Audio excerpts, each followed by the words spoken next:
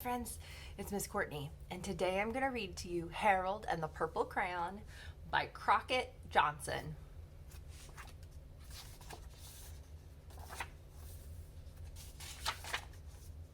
One evening, after thinking it over for some time, Harold decided to go for a walk in the moonlight.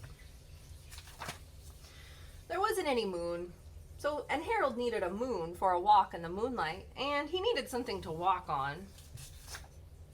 He made a long, straight path so he wouldn't get lost, and he set off on his walk, taking his big purple crayon with him.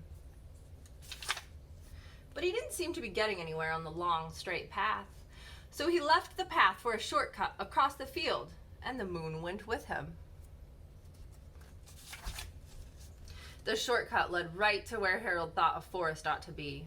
He didn't want to get lost in the forest. He didn't want to get lost in the woods, so he made a very small forest with just one tree in it. It turned out to be an apple tree. The apples would be very tasty, Harold thought, when they got red. So he put a frightening dragon under the tree to guard the apples. It was a terribly frightening dragon. It even frightened Harold. He backed away. His hand holding the purple crayon shook. Suddenly he realized what was happening, but by then Harold was over his head in an ocean. He came up thinking fast, and in no time he was climbing aboard a trim little boat. He quickly set sail, and the moon sailed along with him. After he had sailed long enough, Harold made land without much trouble. He stepped ashore on the beach wondering where he was.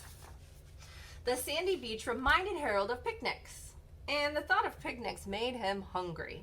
So he laid out a nice, simple picnic lunch. There was nothing but pie. But there were all 9 kinds of pie that Harold liked best. When Harold finished his picture, there was quite a lot left. He hated to see so much delicious pie go to waste. So Harold left a very hungry moose and a deserving porcupine to finish it up. And off he went, looking for a hill to climb to see where he was. Harold knew that the higher up he went, the farther he could see. So he decided to make the hill into a mountain. If he went high enough, he thought he could see the window of his bedroom. He was tired, and he felt he ought to be getting to bed. He hoped he could see his bedroom window from the top of the mountain. But as he looked down over the other side, he slipped. And there wasn't any other side of the mountain. He was falling in thin air. But luckily, he kept his wits and his purple crayon. He made a balloon and he grabbed onto it. And he made a basket under the balloon, big enough to stand in. He had a fine view from the balloon, but he couldn't see his window. He couldn't even see a house. So he made a house with windows, and he landed the balloon on the grass in the front yard.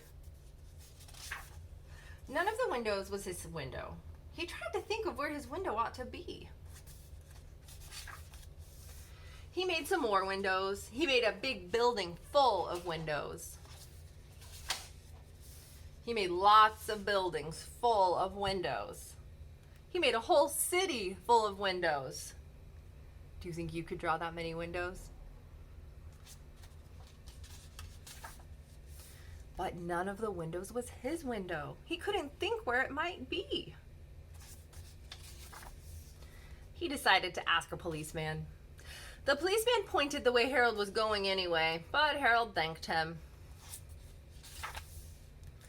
And he walked along with the moon, wishing he was in his room and in bed.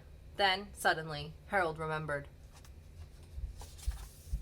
He remembered where his bedroom window was when there was a moon. It was always right around the moon.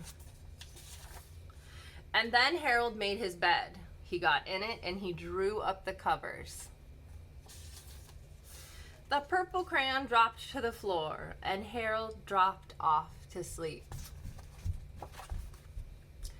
I wonder if any of you can find a purple crayon and draw with it. I wonder what you'll draw. I'm excited to see.